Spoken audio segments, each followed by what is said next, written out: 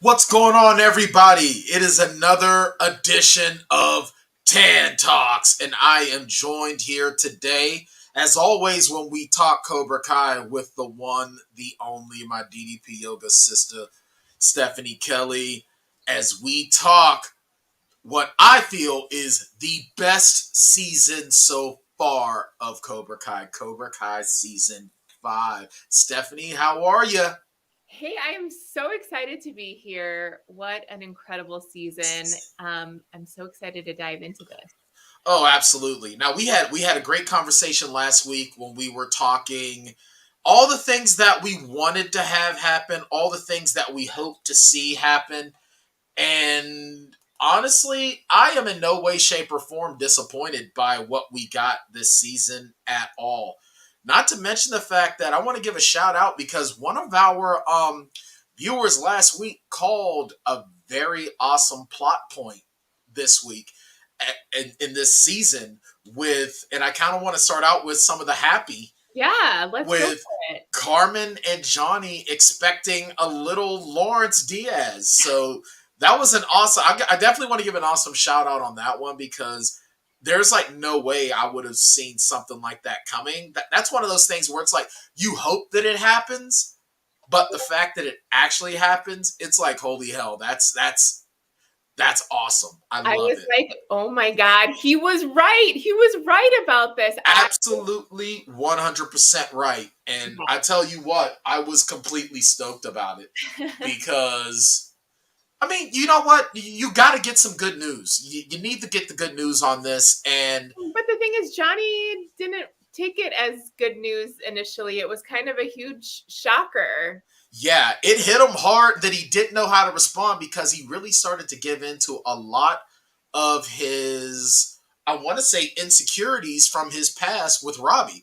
And this show, this story arc really goes into what this whole series has been about, which has been Johnny kind of getting over his past. That's what Cobra Kai started as Johnny getting over his past, and then the kids' storyline sort of took over the forefront, which we praise because it can't just be about these middle-aged dads rekindling their karate rivalry.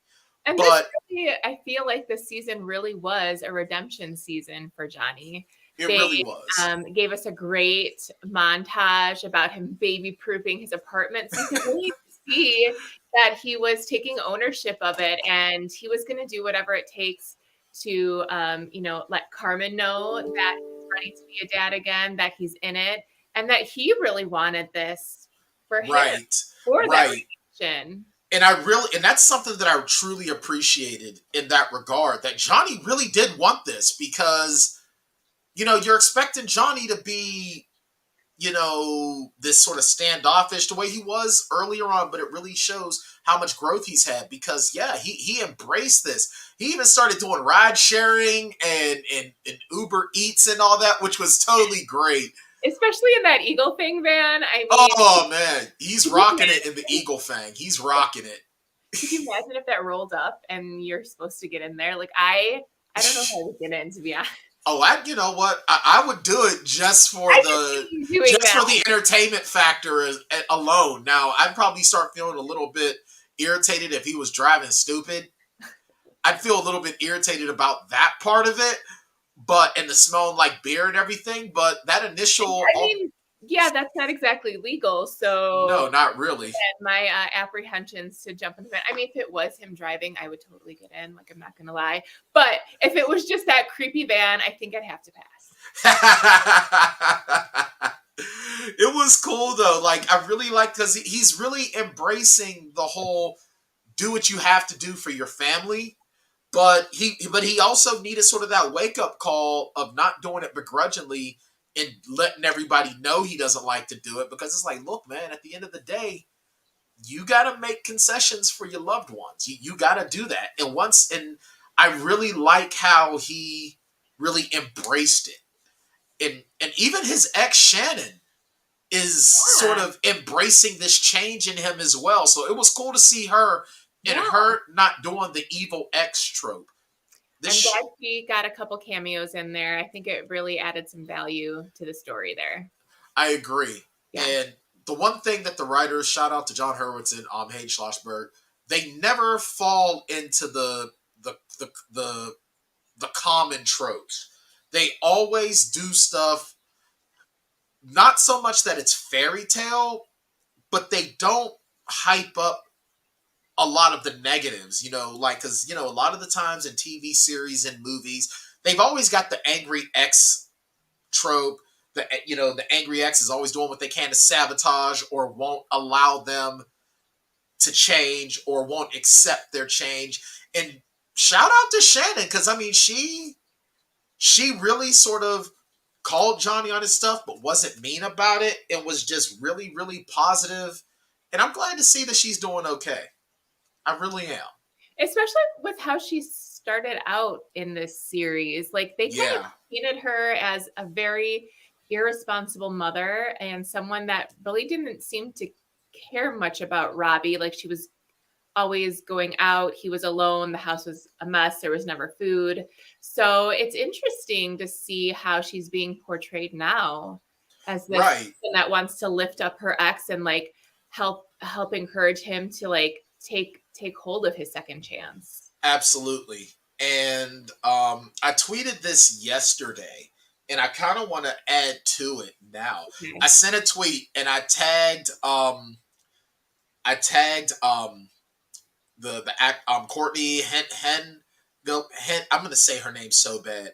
Hengler, who plays Amanda LaRusso.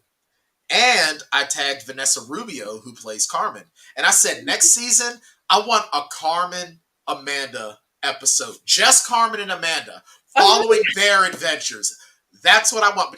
And I want to throw Shannon in there too. Oh my gosh, I would love that. That would be such a great episode. Like just an episode of the Women of Cobra Kai. Yes. Maybe add in Sam and Tori as well, and maybe a little bit of Devin. Have these 6 badasses involved.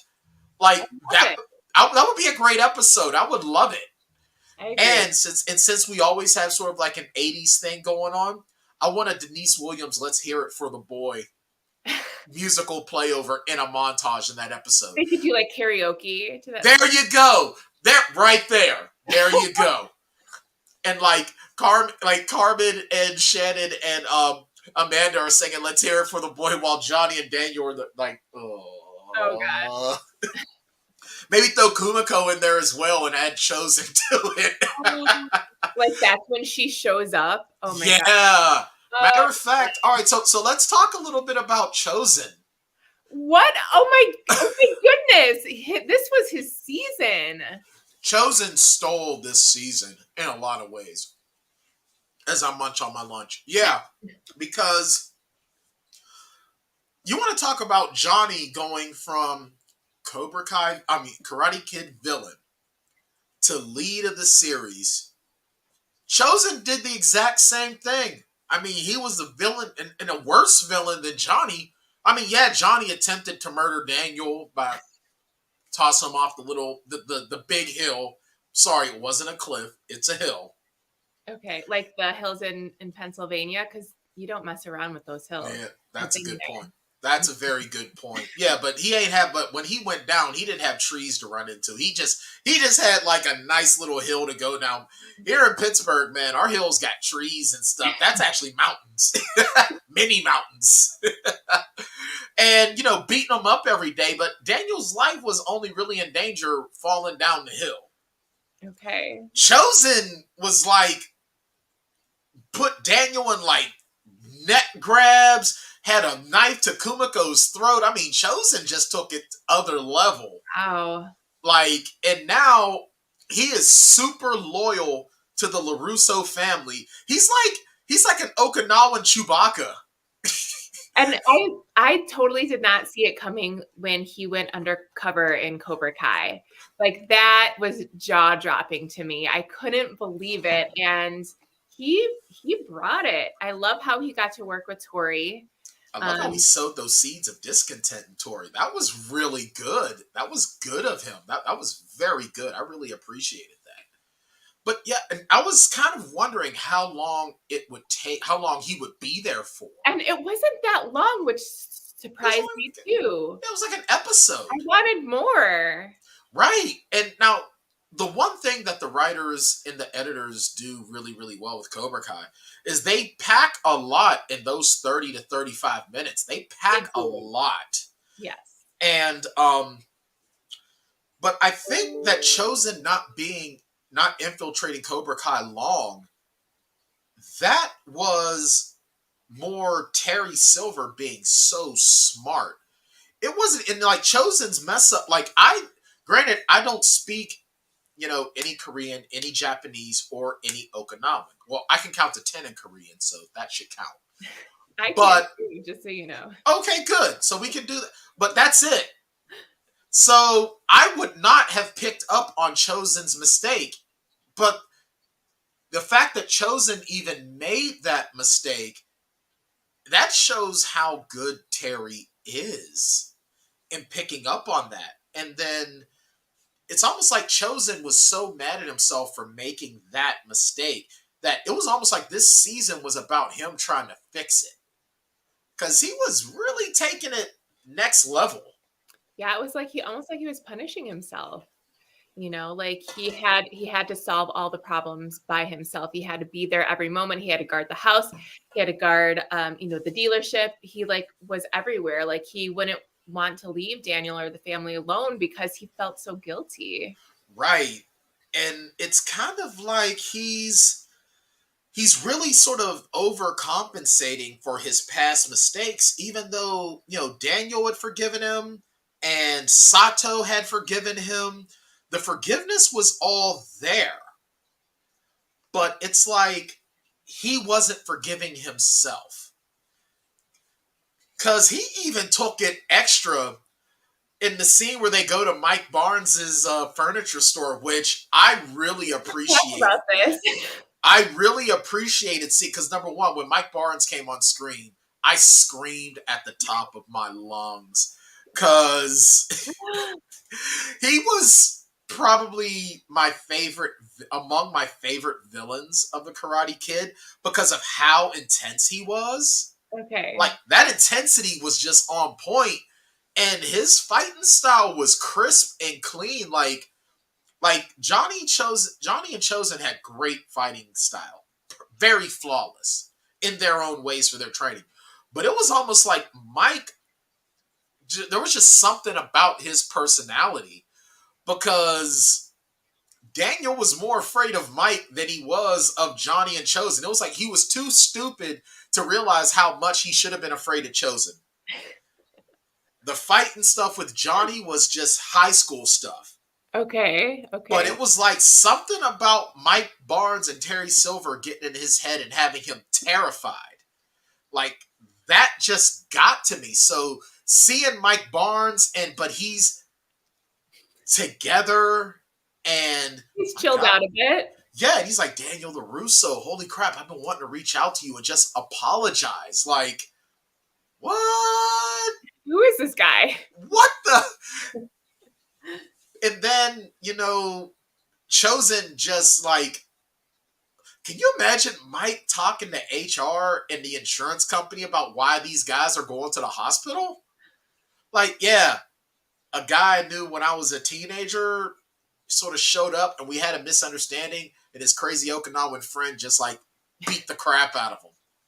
Like, I don't know if I stay working for this guy after that. I mean, come But on. it seemed like they all did in the end. So Yeah, well, until I don't know. Terry Silver burned down his business, which was a complete dick move. Oh my But gosh, I felt so bad for Mike when that happened. Like he literally got caught in the crossfires of something that's not his fight, something that he's like put to bed so long ago.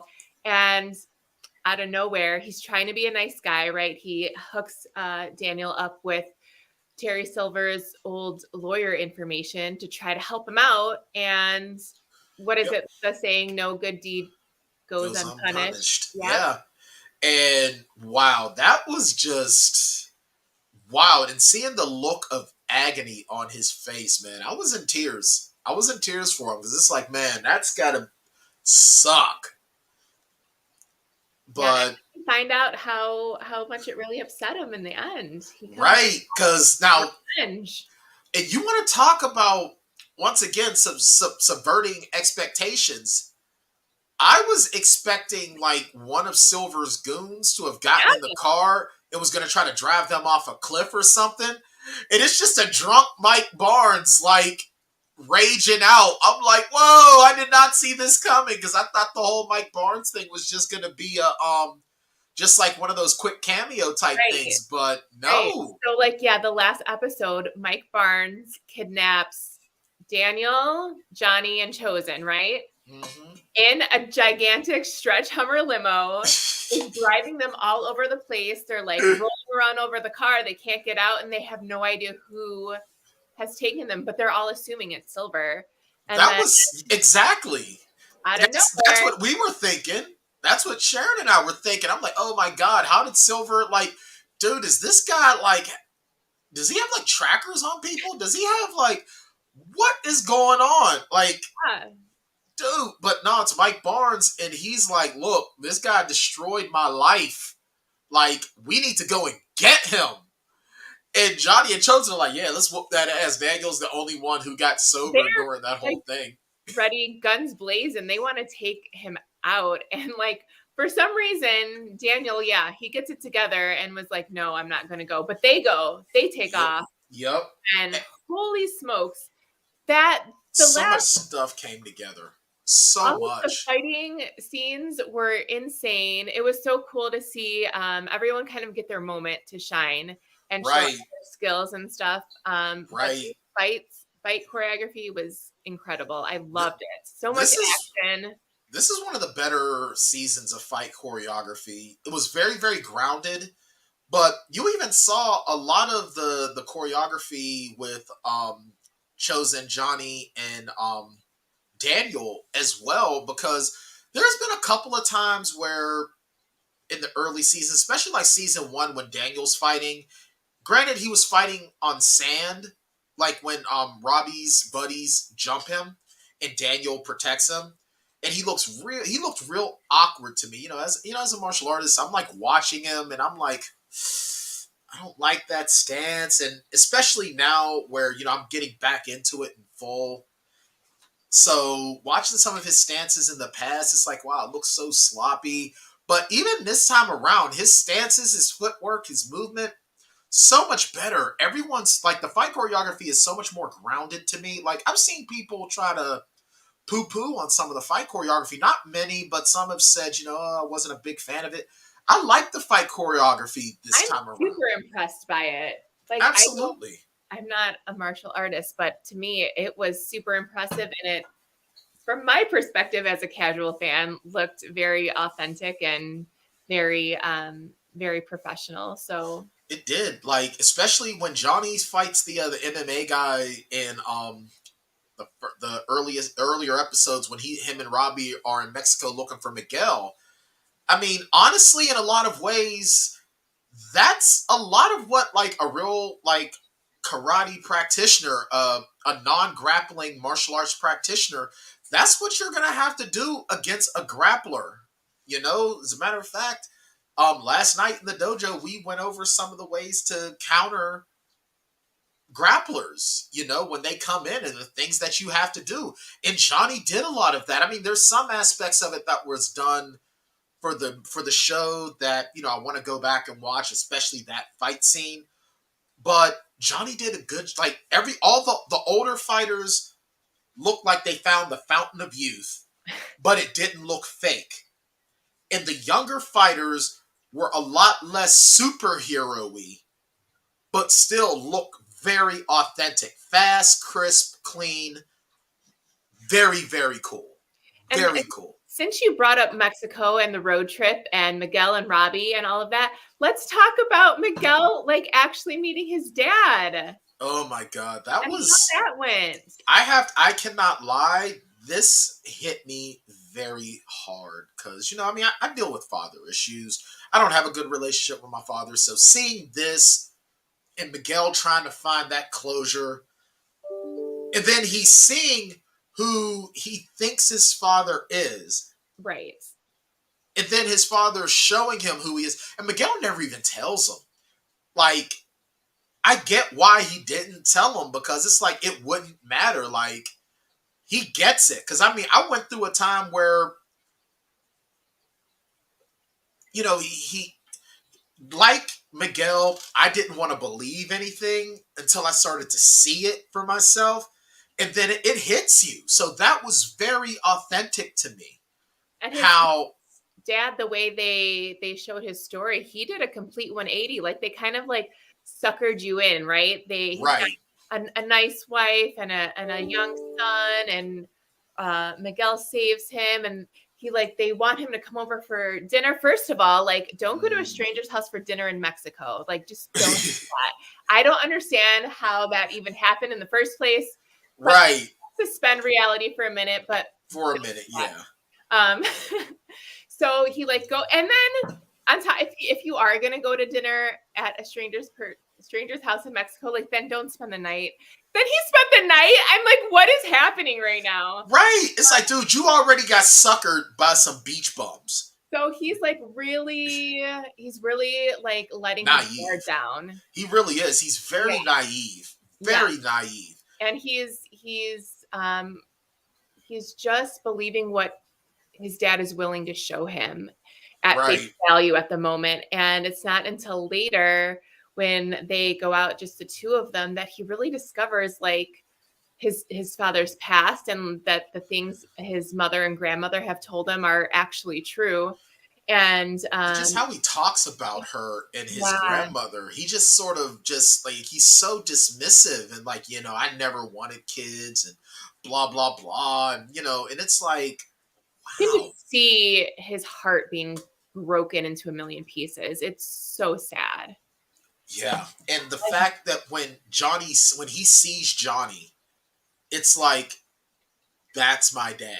Yeah. I think that Johnny and Miguel's relationship, and there were some instances where I was starting to feel like that they didn't touch upon their relationship enough, but at the same token, they didn't really need to.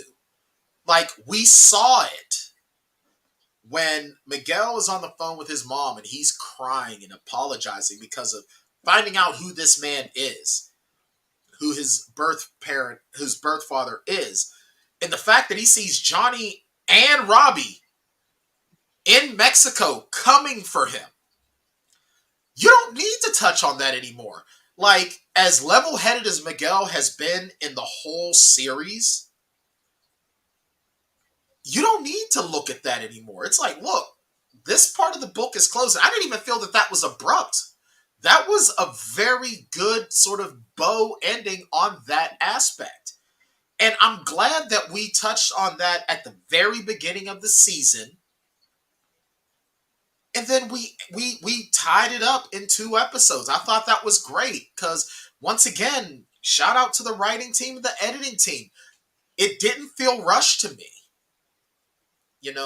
Miguel got his closure. And we don't need to beat the dead horse of him having dad issues. Miguel knows who his dad is now. Yeah. He knows who his birth dad is now, and he knows who the man he has chosen to be his father figure is, who has been there for him and taught him everything. He wanted to know where he came from, and he found out. Right. And from there, he had to figure out where his relationship with Johnny fit with his hatred with Robbie. And that was a great scene. A little old-fashioned, but sometimes old-fashioned works. Because you see Johnny's doing all this elaborate stuff, and I'm really mad that the only bit of Yaya that we got was the escape room? Yeah, the escape room idea. That kind of made me mad. I wanted more Yaya. I do love her. She is a lot of fun. She is a great character. I really love her. I really hope we get more out of her, but I get why we didn't get a lot of her. But I wish we did. Especially in the scenes where, and I get why we didn't, because the scenes of Carmen and the baby, that had to be her and Johnny only for their growth. I get that. So, but I just wanted more. But when she was on screen, man, she stole the show. But, so, let's talk a little bit about Johnny trying to how it became so important to him to bring Miguel and Robbie together because he recognizes he has his birth son who he has not been the best toward, but he's trying. And now he has his surrogate son who he loves just as much. Like he loves them both so much. And it's like, we got to bring them together because we cannot have this friction with this new baby. And we saw a little bit of it even before he knew about the baby. But then when the baby came, it became even more important. So tell me a little bit, like, what did you think about some of his attempts there? What did you think? Well, I feel like it was typical Johnny, right? It's he's trying to trick them into like talking to each other, like having them each individually meet at the Olive Garden without telling the other person, or having them come over to his place. And so that seemed pretty typical to me, and it never worked, right? Because Johnny's not good at that type of thing. Right. He had to go back to what works for him. Right. So I'm glad in the end they threw down, right, in that fight outside in the courtyard. Right. And I They love the callback. And I love that callback to season 2. I'll tell you what, though. I was pissed off with the Olive Garden part. Why? Because, man, I miss the breadsticks. I miss the breadsticks. I miss going to Olive Garden and eating. It would be nice if they had gluten-free breadsticks. It really would be. It really would be. Like when it's time for like a cheat day or a cheat, whatever. It'd be nice to just be able to go to Olive Garden and just mow down like what they got. But I'm sorry, never ending salad is just not as appealing to me as never ending breadsticks. To quote The Simpsons, you don't win friends with salad. Oh my God.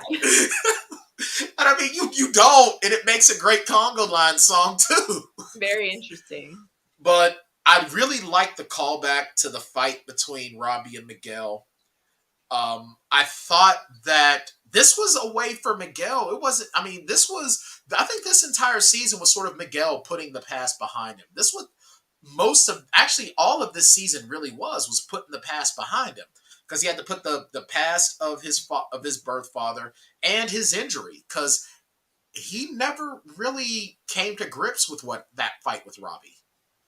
And, you guys that are watching, please feel free. If you got any comments you want to throw them in, man. We'll talk about it. Say hi. We had a lot of engagement in the last video. Don't be afraid to join in, But, so I really liked how that fight, and I love the Johnny, hey, Sarewell's out of bounds, because that's freaking Johnny out, because I don't think Johnny really had a chance to come to grips with that either. So, but I was really glad that we got that conversation. Why did you hold back? Why didn't you? And they really sort of came to that understanding. And I think when Robbie said, if I could take it back, I would. That's all Miguel needed to hear. Yeah. And I think that Robbie, I'm sorry, go ahead. No, I think it was a beautiful way to kind of tie that up. It was really heartfelt and sincere.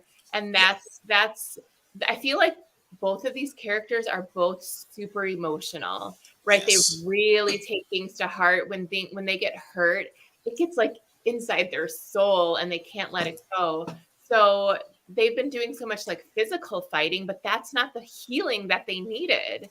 They needed those moments to really kind of put that closure on it. Damon joining us. What's up, Damon?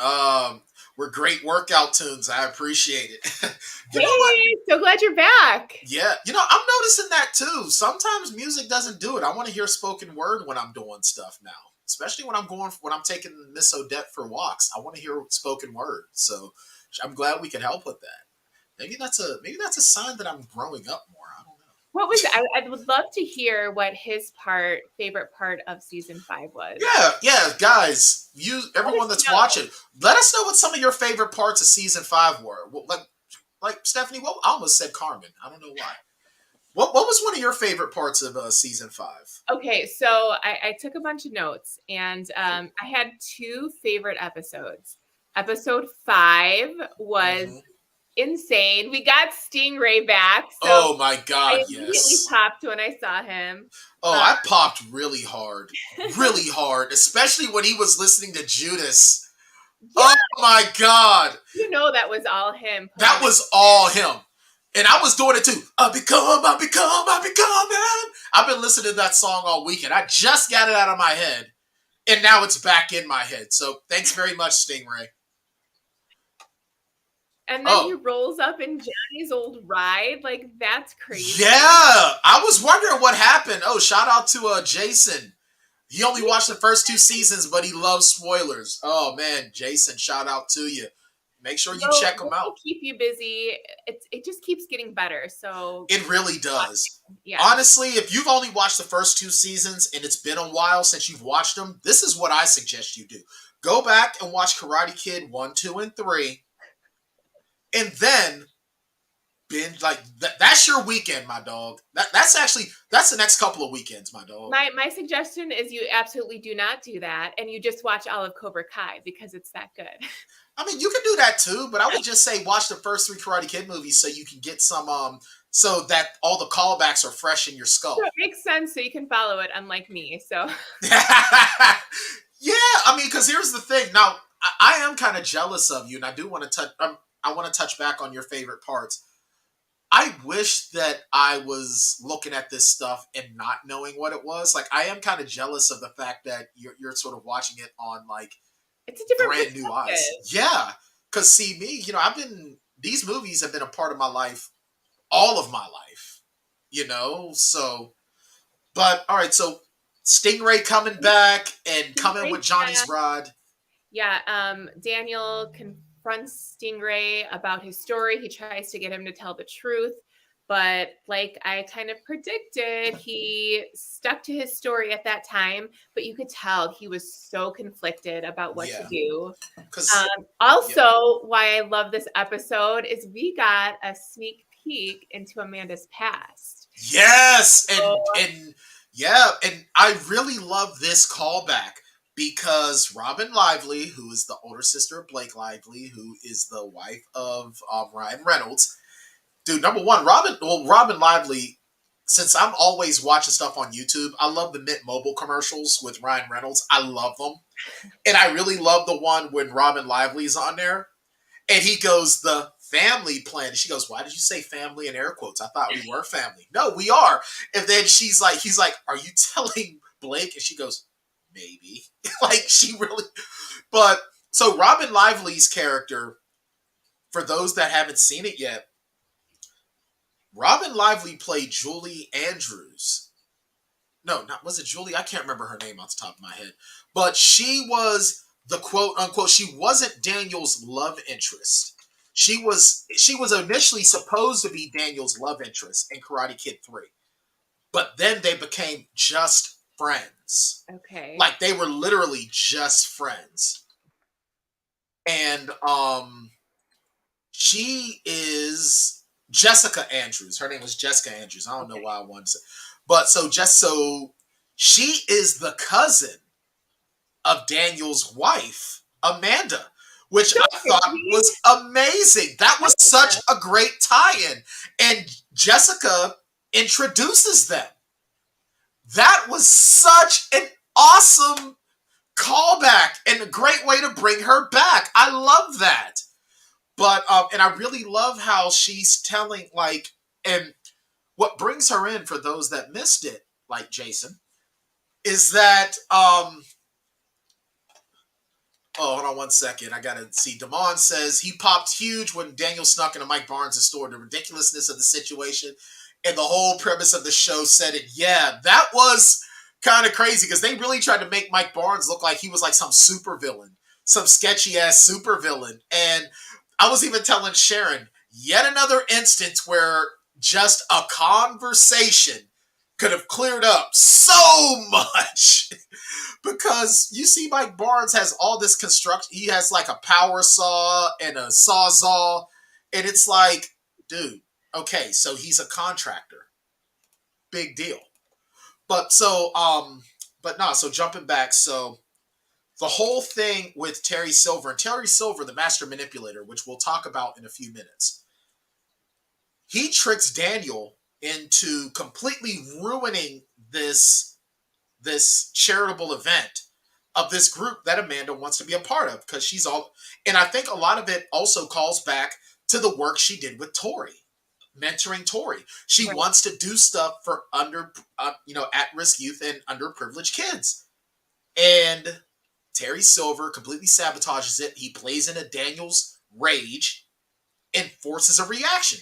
And Amanda gets pissed off and dips at him. She goes back to Ohio, of all places. I mean, jeez. I mean, of all the places you go to, Ohio. What, are you going to hang out? To see where she comes from. Yeah, but I mean, what, you're going to go hang out with Drew Carey? I'm sorry. Being a Pennsylvania guy, I just don't like Ohio. I really don't. Ohio's awesome. It has its crazy hills. I love driving through Ohio. You're just we get to see her interact with some people she used to hang around when she was younger, and we find out what her nickname used to be. Babe Ruthless, because she took a bat to a car and went nuts on it. And so we get to see that edge. We get to see what she sees in Tori. Right, exactly. And I really appreciated that. And I especially like the antagonistic Karens were actually the Elizabeth Ann Rooney from Karate Kid season 3. I mean, Karate Kid part 3, where that's another callback, because Daniel's in there and he sees this picture of Jessica and some dude, and the dude's head is torn off.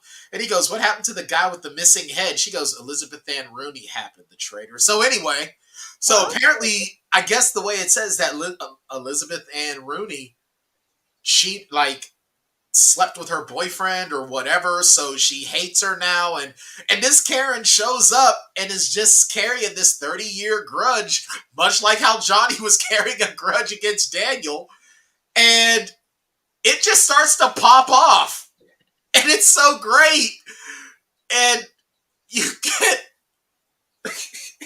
oh my god, little lady LaRusso throwing a sucker kick. Hey, she brought it. She did, man. Wow. Dude, whoever would have thought that you would kick a woman antagonizing your mom in a bar? That was not on my bingo card of life. It was pretty funny. It was a great moment. Yeah. But then you see sort of Jessica explaining to Amanda why Daniel reacts the way he does when it comes, because once again, this is stuff Amanda has no clue about. Right. And she even says to Jessica, why didn't you tell me any of this? And she's like, because A, it wasn't my story to tell, and B, it's just this is kind of stuff that you want to forget. She's even saying, this guy was getting me assaulted. He tricked Daniel, made Daniel think that they were friends, and he had his best interest at heart. He drove him away from Mr. Miyagi, which killed Daniel. Right. Yeah, you got to understand that. Yeah. And she also said she never thought that he would be coming back. That's right. Why she never told Amanda about this, because they thought Silver was done and over with. Never imagined he would be back in their lives. Right. And I especially love the callback of, she was like, "I got a bunch of macaroni and cheese for your husband. Where's he at?" Because Daniel loves mac and cheese. Okay, I was lost on that. It was that sounds gross. 5 pounds of macaroni and cheese? I don't know about that. No, because their first date was her bringing him leftover mac and cheese. And he was saying how he lived on macaroni and cheese when he was little. And, we assume it's after his dad died. I gotcha. And so she was like, "So tell me what you think." He goes, "Yeah, on a scale of 1 to 10, I give it an 11. And just starts mowing it down until Mike Barnes and company show up and totally mac and cheese block him. But no, that was more into his relationship, him and Jessica's friendship. So that's what that was. But I really like that, because it gives Amanda more understanding of her husband, and kind of goes to show, no matter how long you're married to somebody, the past is still, their past is still sort of there. We don't always know what our spouses went through and how events affected them, or who they were before those events. And you can really see her perspective shift after she has that, mini heart to heart with her cousin, because now she understands, okay, it's not just Daniel. Like, this is legit. There's a Yeah, lot more going on than I realize, and I need to be there for him. right, So she goes from taking the kids and getting out of there to coming home and being like, whatever it takes. right. Just so you know, if Dan has a karate rival that starts interfering with y'all's house, I got y'all's back. Don't worry. I'll be your chosen, but I won't swim in your pool naked. Oh my God. Okay, well, we don't have a pool, so you're Well, off there. the hook. Well, there But you go. this is interesting. Yes. Maybe it's not a karate rival. Maybe it's like an old referee rival or something like that. There you go. Because you know those refs can be shady sometimes. Oh, really? Really? I think so, man. Maybe So yes, I will there's. keep you posted. Thank you. I appreciate that. I'm waiting to find out that Dan has a doppelganger or something, and they do one of those Earl and Dave Hebner switcheroo type things, and then I got to show up and protect him from getting beaten up by the babyface. Oh my God, that's hilarious. I got you back, Dan. Don't worry. Okay. So we find out. All right. So what other parts? So the Stingray coming back and the trip to Ohio, were those are your favorites? At the end of episode 5, my favorite episode, we find out Kreese is back. Like, Oh my my God, God. there too. I was so excited to see him back. His story this season, holy cow. I know, right? Oh my God, I don't even know where to start. Like, he had so many great moments, even though he didn't come back until so far into the season. They Right. gave him a lot of quality. They really caught us back up. They really caught us up. Now, here's my thing with the Kreese story arc. And I know that this turns into an idea of suspension of disbelief, but we get a really, really cool kind of flashback of this super karate tournament. And we're taken back to 1980. Am I really supposed to believe that young Kreese turns into Martin Cove in just 4 years? That's some hard ass living, my dude. I'm serious. So I can't find the guy's name right now because, but I'm really supposed to believe that young Kreese turns into 40-something-year-old Martin Cove in just 4 years. That is a drastic ass shift. But I really like how it shows the difference, like what Kreese wants versus what Terry wants, because we see Terry has wanted Cobra Kai to be involved in this tournament for a lot of years. And that's kind of why it explains why Terry betrays Kreese in season 4. And sort of why the All Valley was so important to him. Like, and it kind of, for me at least, not so much just humanizes Kreese, but makes him more of a sympathetic villain. All he wanted to do was teach karate to his students in that spot, and he really wanted to put his focus on Johnny. He even had the same name as me. I think Kreese truly loves Johnny, like truly loves him. 100%, yeah. This is the son that he never got to have because after his girlfriend died, he didn't want anybody else. Right. So he would never have that chance to be a father. So he put all of that on Johnny, and I think that maybe it's his PTSD, which is why he was the way he was just 4 years later. But my God, like that flashback tells us so much. Yeah, it really helped us because Daniel and Johnny went to visit Kreese at prison. They offered him help to get out in exchange for information about what Silver's plan was. So we got that flashback. We found out like what his ultimate goal is to participate in the tournament overseas. And then Johnny and Daniel like pull a twist on him and don't give him his get out of jail free card, right? Can we, There's one thing that I've That discovered. was surprising. That was because that was very unexpected from Daniel. Yes. Yes, I agree. But I have to say, have you noticed that we're getting a lot more F words in Cobra Kai? Like, I don't know how I feel about that. Now, granted, you've heard me talk. I have no issue with that word at all. I can drop it in any conversation as many times in a paragraph as I can. I try not to, but I don't know if I really want the F word so prevalent in my Miyagi verse. I don't know if I do. Okay. I Okay. Do you feel like it's shifting the spirit of Miyagi-Do I or mean, not so much of Miyagi Do, but just the feel of it, the feel of the universe in the IP itself. I okay, don't know how I feel about it because more of we a did wholesome feel right. Like and we then don't have it it? in the yeah, we have it nowhere in the movies, Okay. and then we didn't even have it in the first two seasons, and we didn't get it until last season when Hawk drops the F bomb Oh, okay. during the tournament, and I was like, okay, but it didn't. When I say it took me out of the moment, it sort of shocked me out of the moment. But then it's like, all right, the adrenaline is high. He's really like amped. Cool.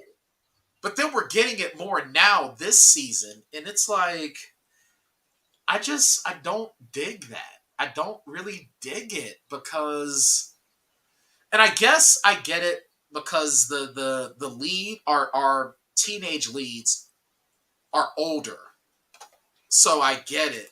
And Damon makes the good point. Yeah, it feels unnecessary to throw the F bomb in. I mean, because now if I guess if Johnny said it, it probably wouldn't shake me because it wouldn't shock me that Johnny says it.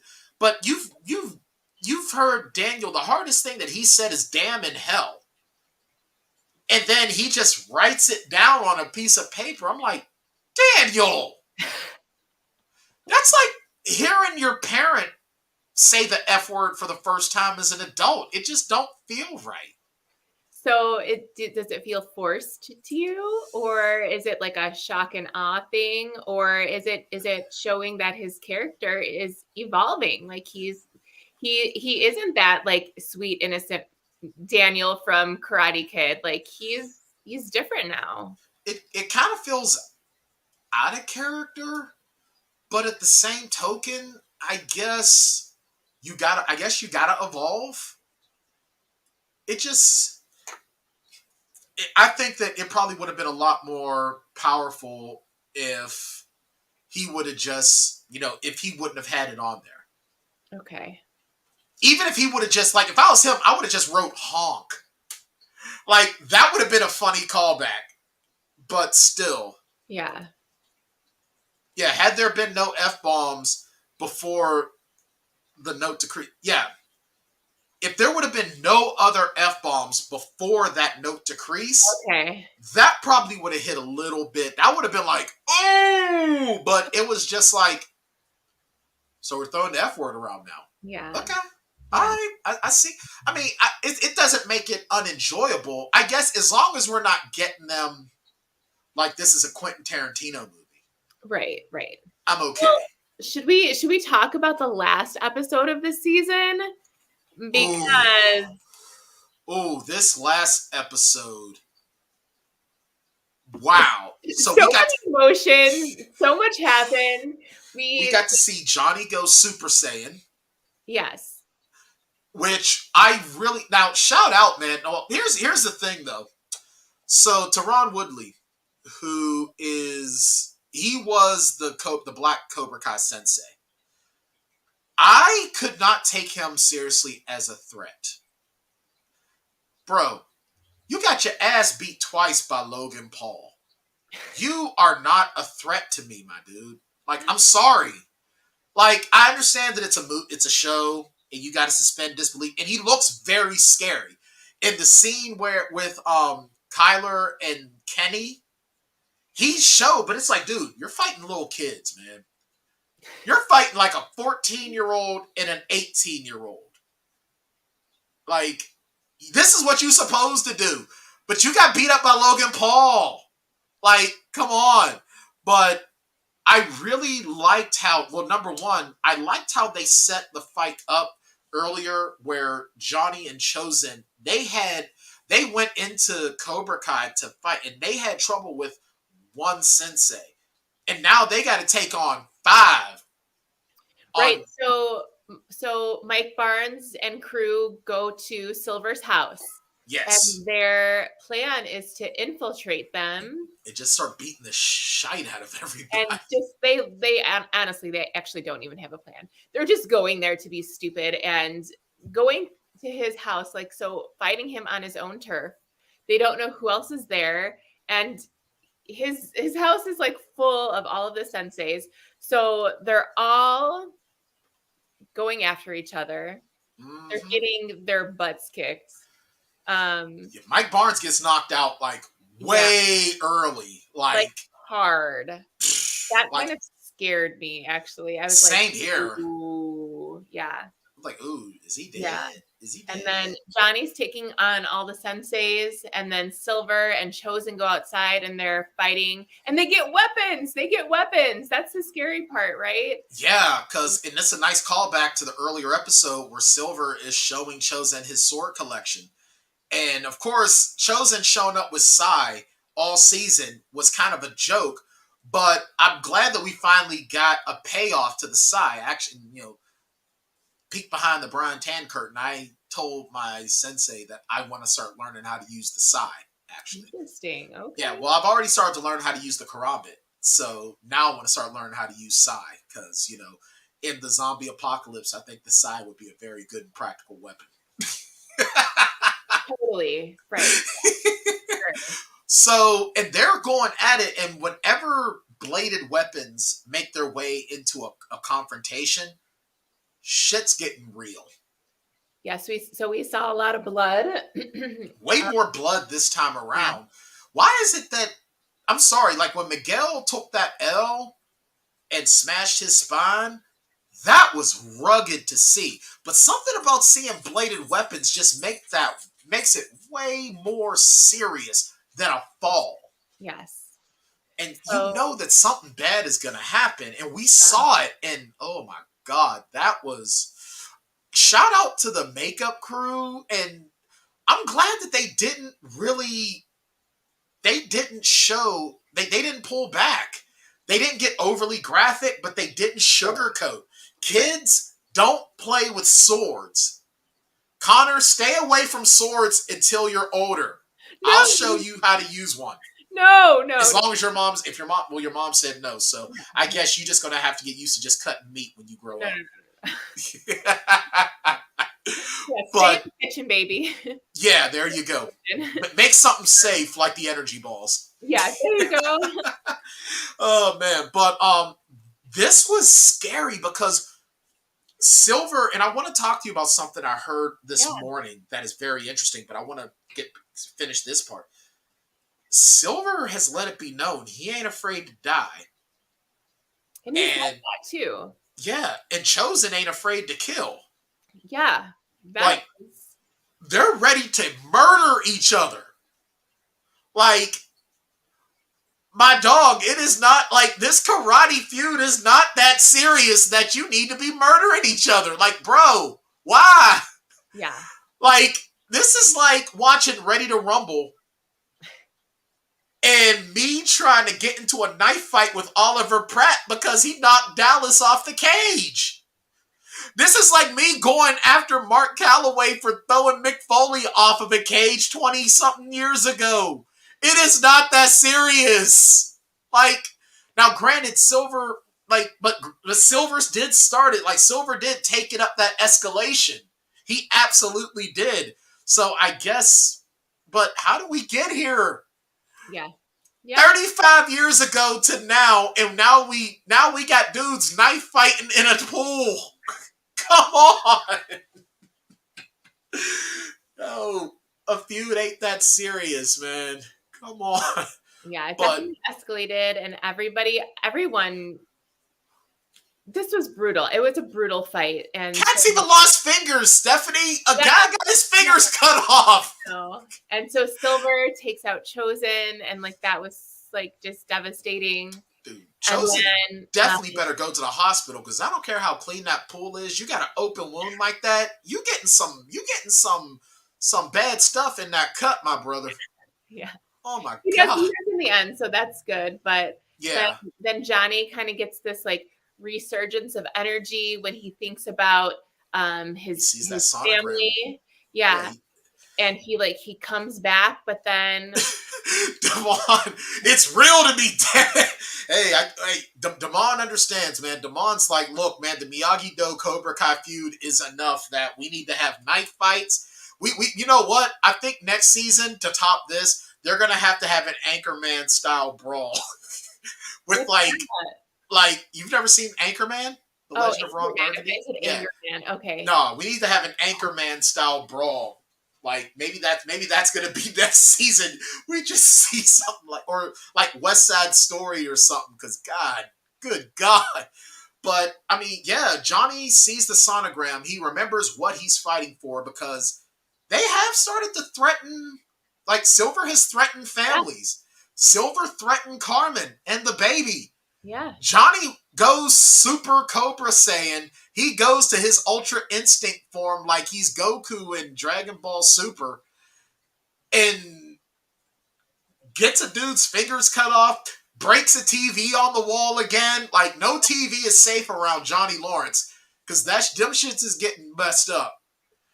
So so Mike Barnes like saves Johnny in the end because he was like being held back by the other senseis, and the one sensei had like a knife or a sword, and so Johnny was done for, but luckily Mike Barnes got up just in time to save the day. Mm-hmm. And then we see Stingray come back and rescue Daniel in the woods. That had me going too because she was like, oh my God, Cobra Kai's here. And he's like, oh my God, what am I going to do? Yeah.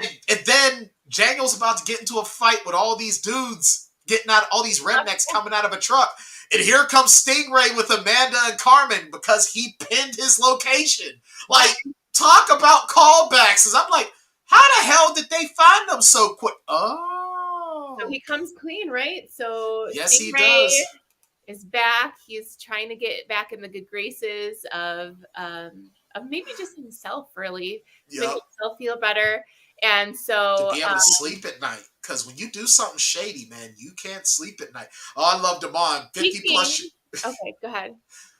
It's a bunch of 50-plus-year-olds settling a 35-year grudge because of a side hustle. When the swords came out, I was more Super Saiyan Johnny.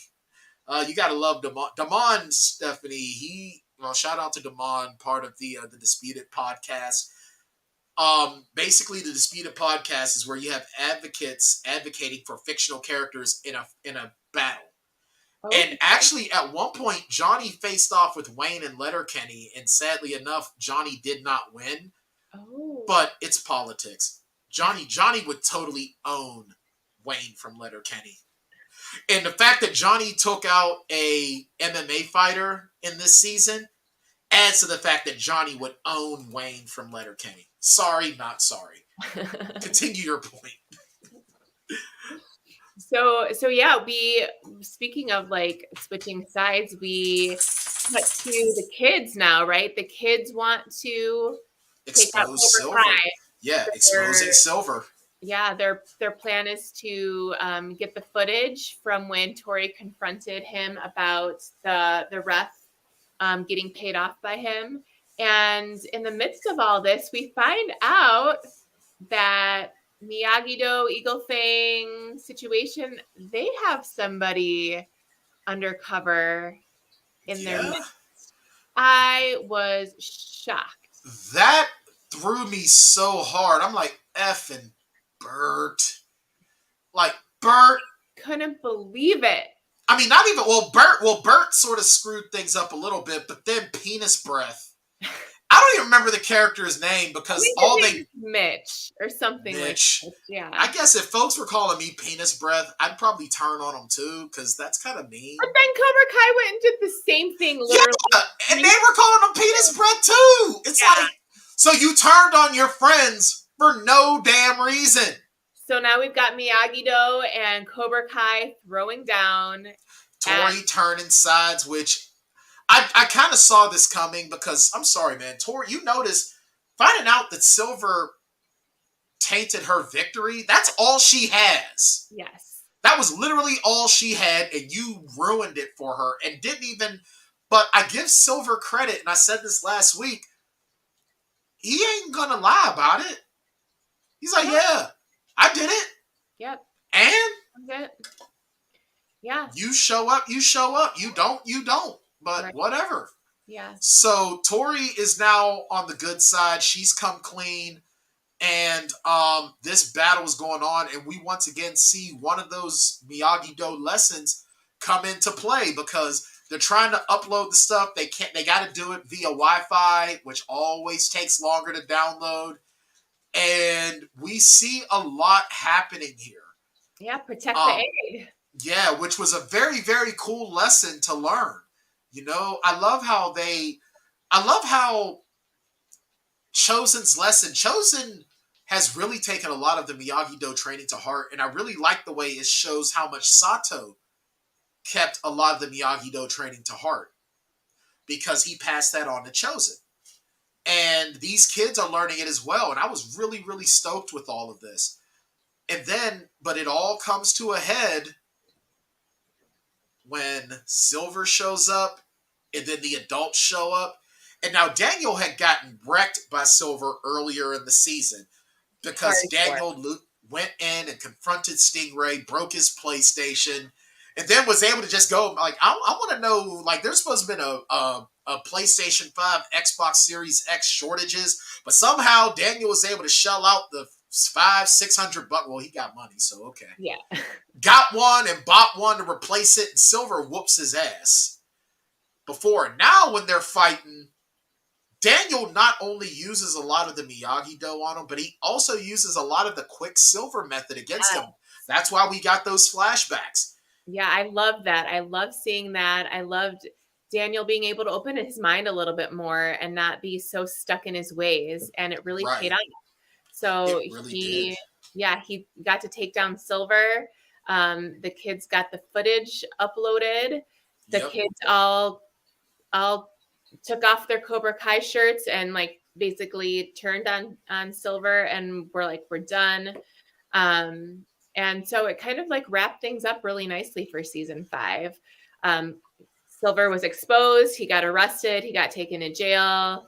I don't think he's going to be in jail for long though, because now that Stingray is going to get caught for perjury, he is not a reliable ass dude. Now there's reasonable doubt for Silver. He can be like, look, man, this guy is obviously, like, if I were Silver's attorney, I would seriously say, yo, this guy's like 30.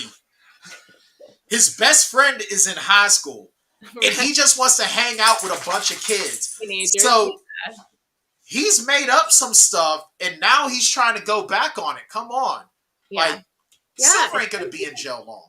That's going to be interesting. And then we see Chosen come back, so we know he's okay. He's alive. He goes, gets his medical attention. And then he did a lot of drunk calling on Kumiko, expressing how he feels. Which was really sweet. Cute. It was very sweet. But I bet Kumiko's like, bro, man, I'm working today. Can you like do this later? You can't FaceTime. You know what time it is right now? I'm serious. Come on, my dude. Be better. Be better. And then the way they kind of close things out was kind of cool. So in the beginning of this last episode, we see Kreese getting shanked in prison and dying. And wouldn't you know it, he's back. Because he is Jello. He's melted Jello. And then the stolen key card. Now, here's my problem. This is my only issue. I've worked in a correctional facility.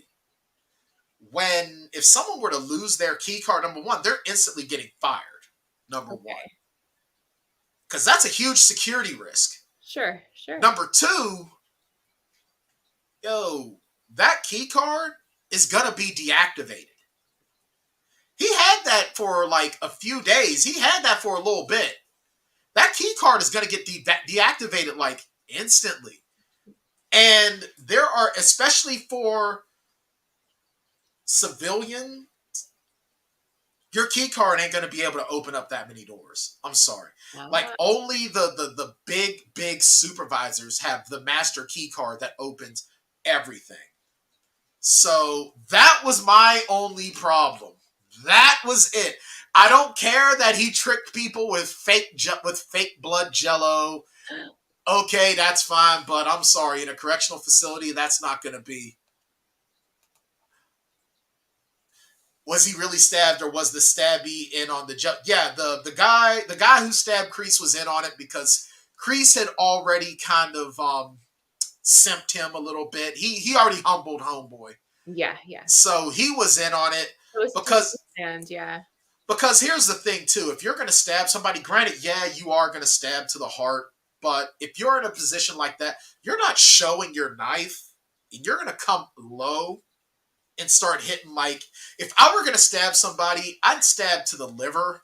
Maybe Brian, maybe we shouldn't go there. Yeah, Yeah, probably not. yeah, let's Probably not. yeah. Probably, but the whole thing is that some of that was kind of impractical. Yeah, I mean, you had to, like you said, suspend reality for a little bit. Um, but yeah, I loved that it's like this is not the end of Kreese. Like Kreese never dies, right? Forget No, about Cobra Kai never dies. Kreese doesn't die Yeah, like at all. So, all right, and of course, fair enough. Dan only got to see 4 minutes of season 5. out. Whose fault was that? But Whose yeah, fault? I He's hanging out with the giant Macho Man hat. But exactly. yeah, but I mean, but it was cool. Like, I really like it. It goes to show that Kreese, just when you think Kreese is done, he's just begun. Yeah. I really like that. And then, so So, that, but now I think that next season we're gonna see more so what of are the. your predictions, Brian, for season 6? So the super tournament, the Sakai Takai. I think that's where we're gonna see the big villain, like the maybe it's their master, or maybe Kim Sung Young, or Kim Sung Young's granddaughter is going to be like the big villain. Because just because Terry Silver is gone doesn't mean that Cobra Kai is out. Right, right. So I think that that's what we're going to see. I think we're going to see a lot of this is going to be sort of like the Bad News Bears go to Japan type of season, where they're all going to be going overseas for this big fight. And I think that's where we're going to see like the big dogs going at it. Nope, you did not miss it, Dan. I think that they are going to have to become one dojo. I think they might be called Miyagi Fang. I like the idea of calling it Miyagi Fang, I think or it's going to be something totally different. I don't think it's going to combine the names. I think it's going to be something completely new. um honestly, I wouldn't be against calling it LaRusso Do. I Ah. would, because here's the thing. If you look at Johnny and Chosen, You think Johnny would let that happen though? he's already sort of accepted that Daniel's the leader. Okay, He's okay. kind of accepted that. Like, even in that conversation between Johnny and Chosen, when they're talking about the things that they did to Daniel, Okay. and you can hear that respect for him a little bit. I think Johnny is just happy with the status quo. He's happy, like, not, I don't even want to call it status quo, but they recognize that Daniel is the leader. He's the catalyst. Because even when Daniel was broken and he's like, I don't want to do this no more, even Johnny's like, what are we going to do? Like, we need him. So I don't see a problem with this sort of referring to it as LaRusso Do Karate, Okay. or maybe Miyagi Lawrence Do Karate, because where Daniel and Chosen are Miyagi Do masters, they sort of include Johnny in it as well to combine their styles. Or, yeah, like Miyagi Lawrence Do. Like, I could see that as being it. Maybe. I don't know, man. You guys have any ideas? Let Yeah, us let us know. know. Because I really like that. I think they probably just add Johnny's name to Miyagi, because a lot of his training and teaching Daniel has sort of been taken on as well. You see it a little bit more. He's a lot less, like, he is still a counter fighter, but he's less afraid to act. So that's why I sort of see it as maybe a Miyagi Lawrence go. I think that that's probably going to be the primary, because I think the only other character that really needs more of an arc and more sort of exploration is Tori, because more of her family life and all of that.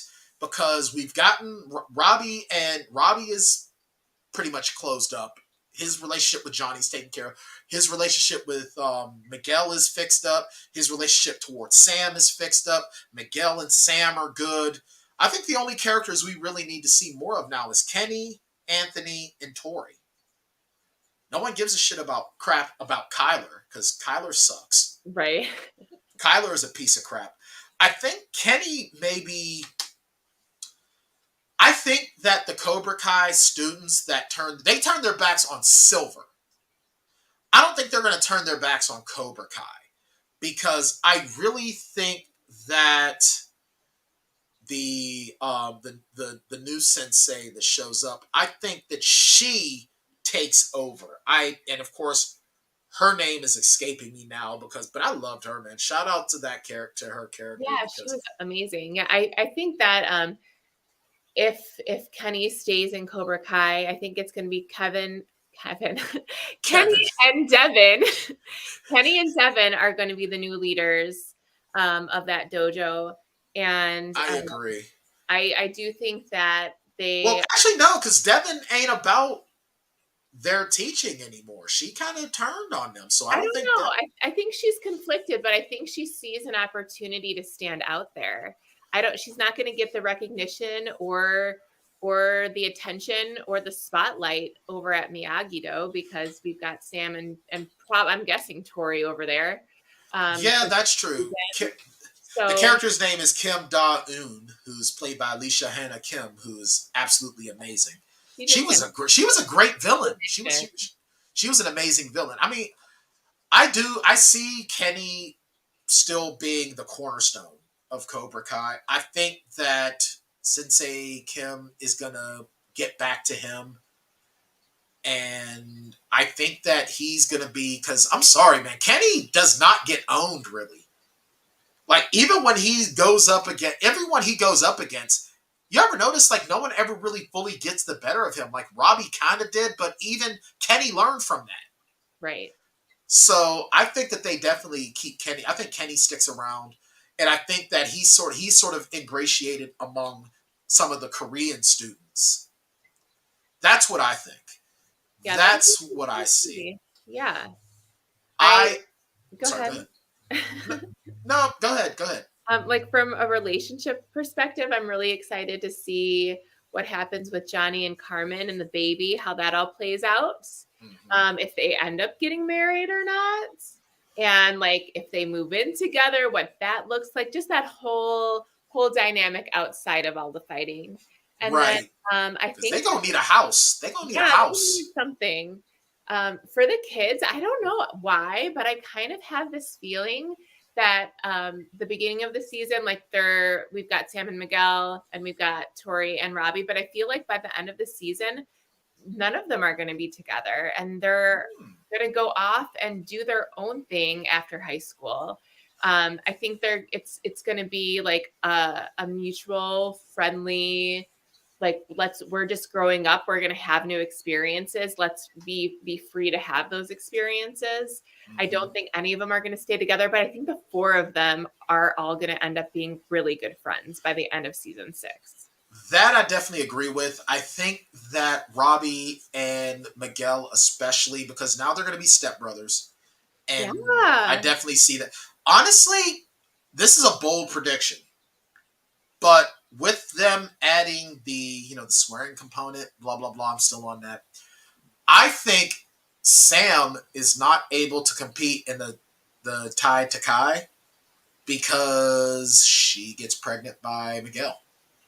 Stop it. And that's going Are to you add a little serious? bit of drama. And that's going to add a little bit of drama between Daniel and Miguel.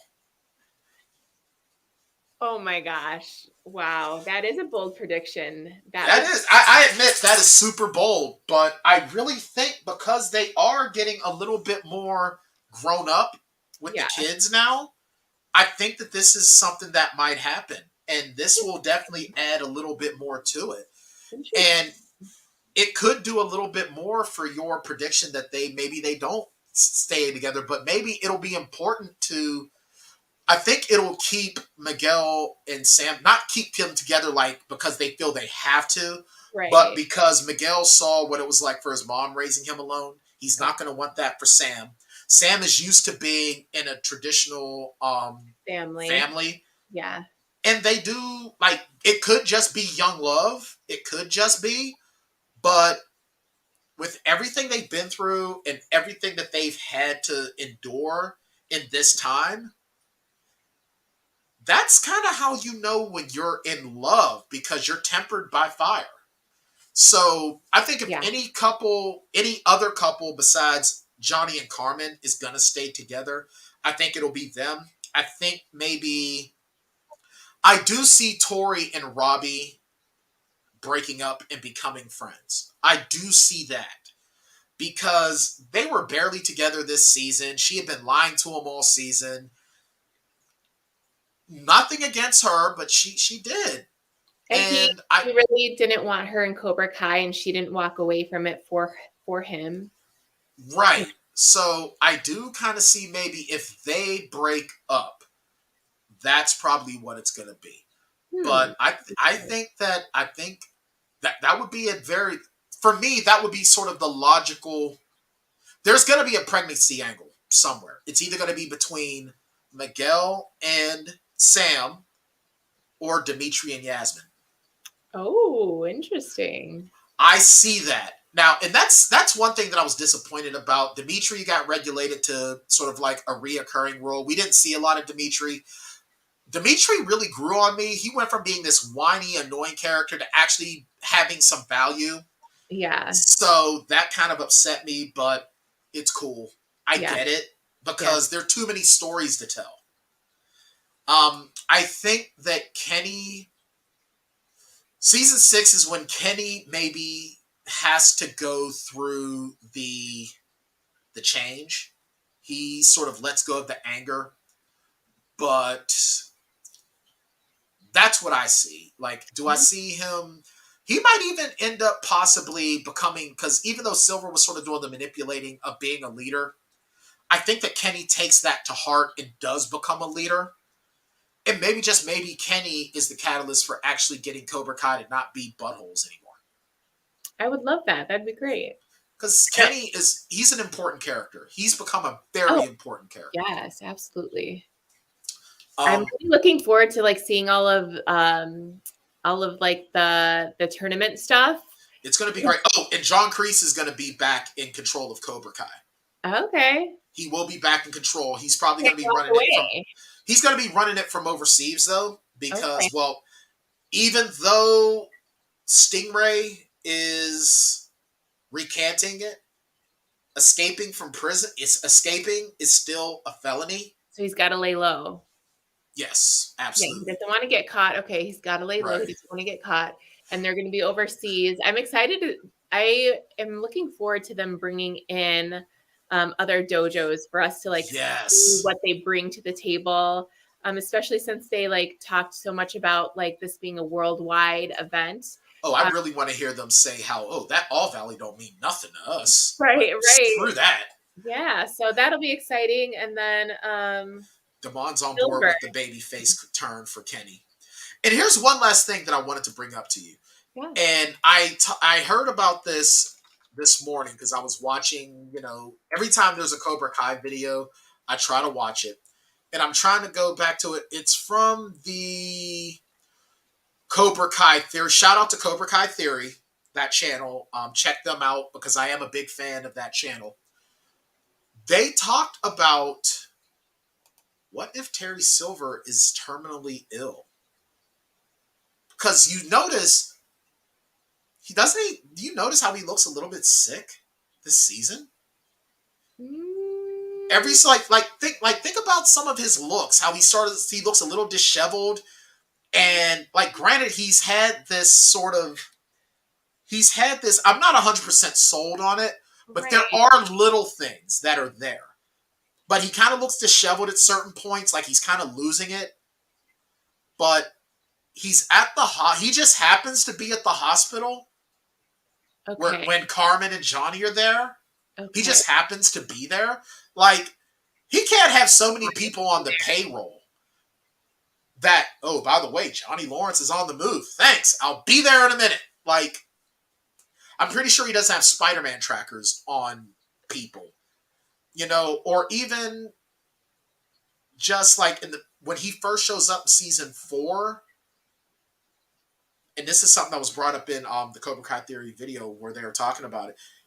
He was sort of like, his cook was like kind of concerned when he wasn't eating a little bit. Like, it's something to think about. I think part of it, I think the reason why Silver is so big on legacy and blah, blah, blah is because he recognizes he's getting older and Cobra Kai is his legacy. So that's what it is. I personally, it does give you some pause and it gives me some thought. But at the same token, I think it's just that Silver sees he's getting older and he hasn't had kids. He's not married anymore. Cobra Kai is the only child he has. It's the only child that he knows. It's the only thing that he loves. And that's why he's trying to do as much as he's doing. But it's an interesting wrinkle. What do you think about that? Uh, Gosh, I mean, my instinct is to say like absolutely not. Like he seems like such a larger than life character, and um he I think he definitely has some like mental challenges going on, and that could potentially come off externally with a Mm-hmm. few things. But I don't know if it's like excuse me, like an actual like physical illness. I would 100% say like he's got mental illness that is maybe affecting his brain. Mm-hmm. So that's the route I would go over being terminally ill. Do you think it's more his PTSD that makes him like this? I mean, it Because absolutely he was so because he was so 100%. chill early on. Like when we Yeah, first see him in those flashbacks, and we start to slowly see him get to this edge. And he even said that in the 80s he was doing a lot of cocaine. right. I mean, So he totally com- compartmentalized that side of his life. He put it away, and then Kreese shows up, and it's like slowly like coming out of the box. So 100% has something to do with it. I mean, how could you not? How could that not impact your life and the things you do, and like change like your literal like brain functions? So correct. I think so. I agree with you on that. I think a lot of it is the PTSD coupled with the years of drug abuse and just the power of having so much money. I think that's kind of what's fueling him. I mean, it's an interesting philosophy. It's an yeah, he's interesting idea that an is he interesting terminally ill? character. It's a very interesting theory for a very interesting character. I think that Terry Silver is probably, I don't want to say he's one of the greatest cinematic villains because there are many, I don't even want to say better villains, but higher profile villains. But I think the character Terry Silver really holds his own in a cinematic universe, television universe of villains. And I think this season 4 and season 5 of Cobra Kai really shows that. I just think that maybe the mental illness aspect is probably why he became so unhinged. He got so complacent that that's why he sort of fell apart. That's what I think. And I think season 6 we see a lot more. I think we see Terry a little bit humbled, which I think might make him a little bit more dangerous because he's got to pay the piper with John Kreese, and he's going to have to pay the piper with Sensei Kim. Like, I wonder if they'll like show him like in like a mental institution, or maybe that's how he gets off these charges, is pleading insanity. That's Yeah. possible. Oh, so Damon comes with, it's an interesting theory, but he wondered about Silver's endgame throughout the season. You know, Cobra Kai Worldwide seems too limited with the depth we've had in these characters. I mean, that's a pretty good idea. I can understand that. And Dan comes up with, he likes the idea of Shark Tooth. Oh, man. I love it. I mean, I understand. Here's my thing. This is what I think Silver's endgame could have been. He's looking for leaders. And he really is putting a lot into Tori. I think he might be looking for someone to pass Cobra Kai on to. And it was gonna be Tori. But I think he might want to leave it to Kenny. But he might have wanted to, but after Kenny sort of turns on him, maybe not. So I think that Silver, he wants to take Cobra Kai worldwide, but he also is looking for an heir for Cobra Kai. I think that's his end game, to keep it going. Because a lot of like, we as men, we are conditioned from an early age to pass our name on, to keep our name alive. And I think that's the whole idea of mortal man. Well, I am super excited to see what season 6 absolutely has in store. Absolutely. And there is going to be a season 6. I think that they just haven't announced it yet, just to get us on pins and needles. There will be a season 6 because Hayden Schlossberg and John Hurwitz have already gone on record by saying that they had 6 seasons worth of story to tell. There is no way in hell that Netflix is going to end that train now. They're just not. So I believe that season 6 is going to be announced within the next month. At the latest, they're going to announce it December 19th, because that's when the All Valley tournament is held. And we are going to get season 6 this time next year. And it's going to be amazing. Period. And that could be the final season. And if it is, I'm okay with that. But as long as we get an Amanda Carmen-centric episode, I'm fine with that. And I think that the series will end with Johnny and Carmen's baby being born, and the baby being named Jonathan Daniel Lawrence. That's what I think it's going to be. That sounds great. Yep. So what do you guys think of some of the stuff that we had? Leave your comments below. And if you enjoy these Cobra Kai centric episodes, let us know. You know what, we can make time to talk more Cobra Kai. Damon asking a quick question here. Do you like them dropping the whole season or an episode per week a la Disney? I prefer it to be the whole thing at once. I like the way Netflix does this. I think that the once a week, Stephanie, works for Disney and Marvel. I think for Cobra Kai, I don't think that would work. Cobra Kai is a show that you need to binge. That's what I think. As long as I'm getting Cobra Kai, I'm fine either way. So more new stuff, if they need to release it 1 week at a time, if it's new, that's fine with me. So my only thing is, I want the episodes, any way I can get it. I want the episodes to be a little bit longer. Instead of like 30 minutes, I'd like 35 to 45 minutes. I don't want a full hour. I think a 13 episode, 45 minutes per episode would be great. Oh, that would be awesome for next season. I'd love that. Damon's a big fan of this. Maybe we'll start doing. I mean, it's hard to come up with new things to talk about, but maybe as there's Cobra Kai news, maybe we'll come on and do a quick video. Especially now that Shane trusts me to go live. Shane Shane. Hey, shout out to Shane Wilson, the Plotaholics podcast co-host.